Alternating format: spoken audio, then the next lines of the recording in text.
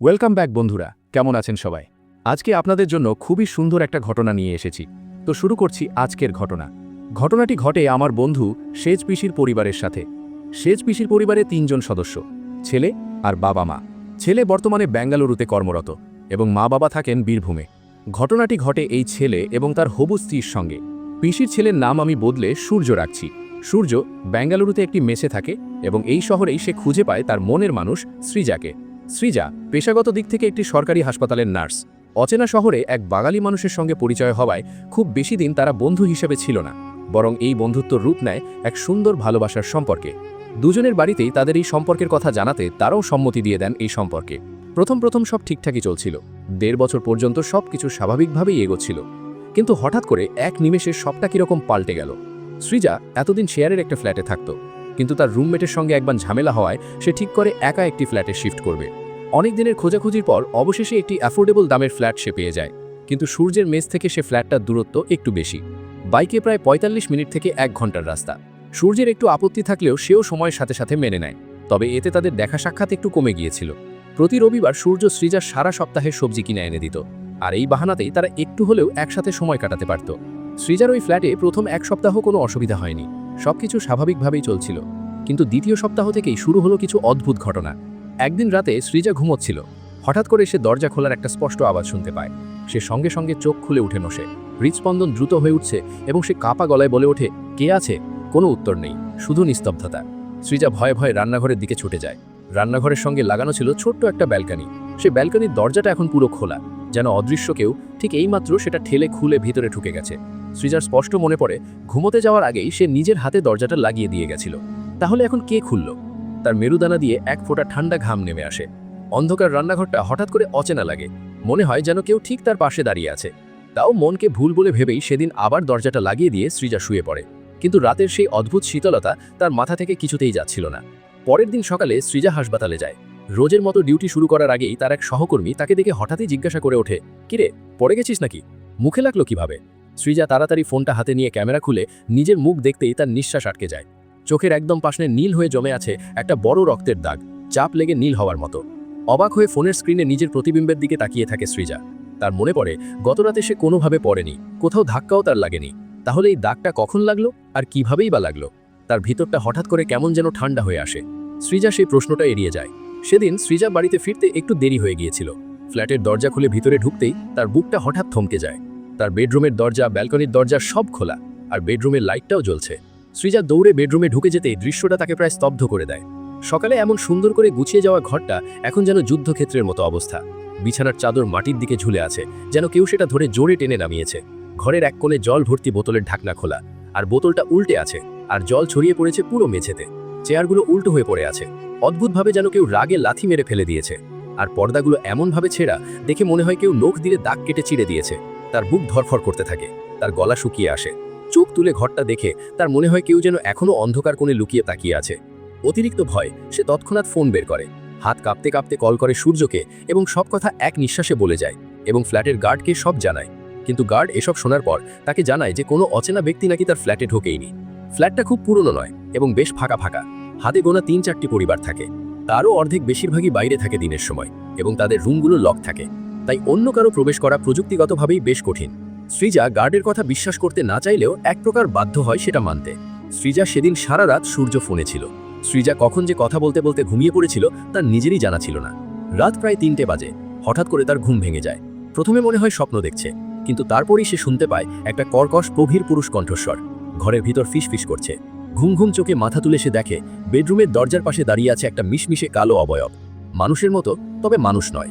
তার বুকের ভিতর থেকে শোনা যাচ্ছে একটা ভারী শ্বাস ফসফস করে। সৃজার শরীরের ভিতর দিকে বরফের মতো ঠান্ডা স্রোত বয়ে গেল, আর সে অবয়বটাও এবার নিঃশব্দে মাথা ঘুরিয়ে সরাসরি তার দিকে তাকালো। বুঝতেই পারছিল না সে কি করবে, চিৎকার করবে, দৌড়বে, নাকি ফোনটা ধরবে। কিন্তু সে কোনো কিছুই করতে পারল না। তার পুরো শরীর যেন জমে গেল। সে প্রেমটাতেই আটকে রইল। শুধু সে কালো অবয়বের চোখ দুটো ধীরে ধীরে তার দিকে এগিয়ে আসছিল। দাঁড়িয়ে থাকা সেই অবয়বটা আস্তে আস্তে সৃজার দিকে এগিয়ে আসতে শুরু করেছে, এবং প্রচণ্ড ঘৃণা, রাগ নিয়ে চিৎকার করে সৃজার দিকে উদ্দেশ্য করে বলে ওঠে, পালা এখান থেকে, আমি তোকে থাকতে দেব না, পালিয়ে যা। সৃজা চিৎকার করে ওঠে। ঠিক তখনই তার ঘুমটা ভেঙে যায়। ঘড়ির দিকে তাকাতেই দেখে তখন রাত ৩টে বাজে। তার সাথে তখন যে ঘটনাটা ঘটল সেটা আদৌ কি সত্যি, নাকি সে স্বপ্ন দেখছিল সৃজা বুঝতে পারছিল না। সৃজা ভয়ে ভয়ে নিজের ফোনটা খুঁজতে থাকে। ফোনটা খুঁজে হাতে নিতেই দেখে ফোনটা সুইচ অফ হয়ে গেছে, কিন্তু সে তো কলই ছিল সূর্যের সাথে। হঠাৎ কিভাবে সুইচ অফ হলো? ফোনটা অন করতেই সৃজা দেখল ফোনে 15টা মিসড কল। সঙ্গে সঙ্গে সৃজা সূর্যকে কল করে। একটা রিং হওয়ার পরই সূর্য ফোনটা রিসিভ করে এবং উল্টো দিক থেকে করে, কিরে, সব ঠিক আছে তো? তুই চিৎকার কেন করছিলি? সৃজা প্রথমে কিছু বুঝতে পারে না। সে সূর্যকে প্রশ্ন করে জানতে পারে যে ঠিক 2:30 নাগাদ সৃজা খুব চিৎকার করতে থাকে, ভয়ে আতঙ্কে। সূর্য ঘুমের ঘরে ছিল, তাই ঠিক বুঝতে পারেনি সৃজা কি বলছিল। সূর্য ফোনটা ধরে হ্যালো হ্যালো করতে হঠাৎ করে একটা অদ্ভুত আওয়াজ হয় আর ফোনটা কেটে যায়। তারপর থেকে সূর্য যতবার সৃজাকে ফোন করে ফোনটা সুইচ অফ দেখিয়েছে, কিন্তু আওয়াজটা যে কোনো নারী কণ্ঠের ছিল না, এটা সূর্য স্পষ্ট শুনেছে। সৃজা সূর্যকে সবটা জানালে সূর্যের তার প্রতি চিন্তা হয়, যাতে সৃজা ভয় না পেয়ে যায়, তাই দুঃস্বপ্ন বলে কথাটাকে এগিয়ে যায় এবং সৃজাকে জানায় যে সে কাল সৃজার সঙ্গে দেখা করতে আসবে। এরপর তখন আর কিছু ঘটেনি। সৃজা হাসপাতাল যাবে বলে রেডি হচ্ছিল আয়নার সামনে। ঠিক সেই সময় সে হঠাৎ করে দেখল আয়নার মধ্যে একটা কালো অবয়ব। কয়েক সেকেন্ডের জন্যই সেটা শর্ট করে তার পিছন দিক দিয়ে সরে গেল। সৃজার সঙ্গে সঙ্গে পিছন দিকে তাকালো এবং পিছনে তাকাতেই সৃজা চমকে উঠল। ওর বুকের ভিতরটা কেঁপে উঠল। কেউ নেই তার পিছনে। ঠিক এমন সময় সৃজার ফ্ল্যাটের গেটে কেউ একটা জোরে জোরে ধাক্কা দিতে শুরু করলো। সৃজার হৃৎপিণ্ডের ঢুকঢুকানি আরও বেড়ে চলেছে। সৃজা কিছুক্ষণ সেখানে দাঁড়িয়ে থেকে আওয়াজটা মন দিয়ে শুনছিল। হঠাৎ করে দরজায় ধাক্কানোর আওয়াজটা থেমে গেল। সৃজা তখনও দরজাটা খোলেনি। সে আবার ঘুরে রেডি হতে শুরু করলো। ঠিক তখনই ড্রাম, দরজায় একটা জোরে ধাক্কার শব্দ। সৃজা সত্যি একটু ভয় পেয়ে গেল, কারণ এত সকালে তার ফ্ল্যাটে কেই বা আসবে। সৃজা আস্তে আস্তে এগিয়ে গেল দরজার দিকে। দরজার সামনে দাঁড়িয়ে কিছুক্ষণ মনে মনে ভাবল দরজাটা খুলবে কিনা। মনের সাহস সঞ্চয় করল। ধীরে ধীরে সৃজা দরজাটা খুলল। বাইরে কেউ নেই। ডান দিকে বাদিকে উকি মেরে সৃজা দাঁড়িয়ে দেখল কেউ দাঁড়িয়ে নেই।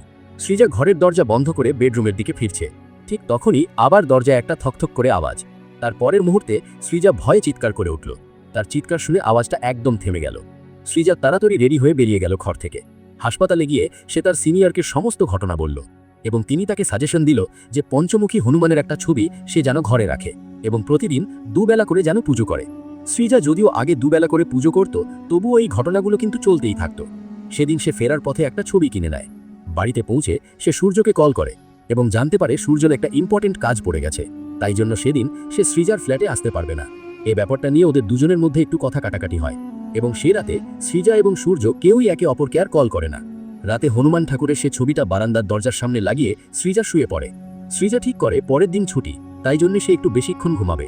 রাত্রিবেলা সৃজা সূর্যের মায়ের সঙ্গে কথা বলছিল। বলে রাখি, সৃজা সূর্যের মাকে মামুনি বলেই ডাকত। ফ্ল্যাটে শিফট করার পর থেকে সৃজার মামুনির সঙ্গে ঠিকমতো কথা হয়নি। সৃজা মামুনিকে সব ঘটনা বলল, তার ফ্ল্যাটে যা যা ঘটেছে এবং সূর্যের সঙ্গে ঝামেলার কথাও বলল। মামুনি তখন জানায় যে সূর্যের সঙ্গে নাকি সেদিন তার একবারও কথা হয়নি। ঠিক সেই মুহূর্তেই কথা বলতে বলতে হঠাৎ করে সৃজার মেইন গেটে 3বার করে একটা জোরে টোকা দেওয়ার আওয়াজ আসে। সৃজা চমকে ওঠে। মামুনিকে ফোনে বলে যে দাঁড়াও তো একবার দেখি এই সময় কে এসেছে। সৃজার কানটা খাড়া হয়ে যায় সেই দরজার দিকে। মনে মনে ভাবে হয়তো ভুল শুনেছি, হয়তো ভুল হতে পারে। আরও একবার টক টক টক করে পরিষ্কার টোকা দেওয়ার আওয়াজ পাওয়া যায়। সৃজার সকালের কথা মনে পড়ে যায়, গতকাল রাতের কথা মনে পড়ে যায়। এত রাতে তো সৃজার কাছে কারোর আসার কথা নয়। শরীরটা ঠান্ডা হয়ে যায় সৃজার। সৃজা ফোনে বলে যে মামুনি লাইনে থাকো, হ্যাঁ, কেটে দিও না। মোবাইলটা হাতে চেপে ধরে সৃজা ধীরে ধীরে মেন দরজার দিকে এগিয়ে যায়। দরজার সামনে দাঁড়িয়ে কাঁপা গলায় জিজ্ঞাসা করে, কে কে এসেছে? দরজার ওপারে নীরবতা, শুধুমাত্র ঘড়ির টিকটিক শব্দ শোনা যাচ্ছে ঘরের ভিতর। তো গল্পের প্রথম পর্ব আজকে আমরা এখানেই। আর হ্যাঁ, আপনারা কমেন্ট করে জানাবেন আপনারা দ্বিতীয় পর্ব শুনতে চান কিনা। তাহলেই আগামীকাল আমরা গল্পের দ্বিতীয় পর্ব নিয়ে আসব। দ্বিতীয় পর্ব শোনার জন্য আমাদের চ্যানেলটা অবশ্যই সাবস্ক্রাইব করে রাখবেন। আজকের মতো বিদায় নিচ্ছি, সবাই ভালো থাকবেন। আল্লাহ হাফেজ।